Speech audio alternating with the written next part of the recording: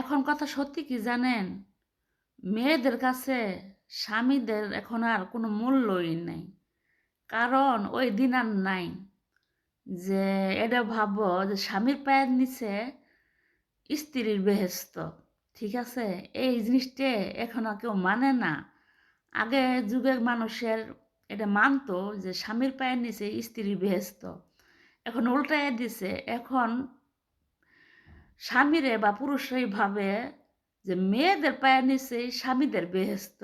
কারণ স্বামী যদি কেরাবেরা করে, বউ করে কি ঠাস করে একটা মামলা ঢুকাইয়া দেয় বা ঠেট দেয়, তো সংসারই আর করতাম না।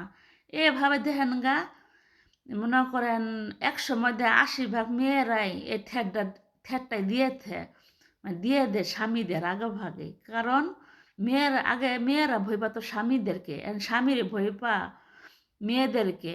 কারণ মেয়েরা এখন এমন জল্লাদ যে বলার মতো না।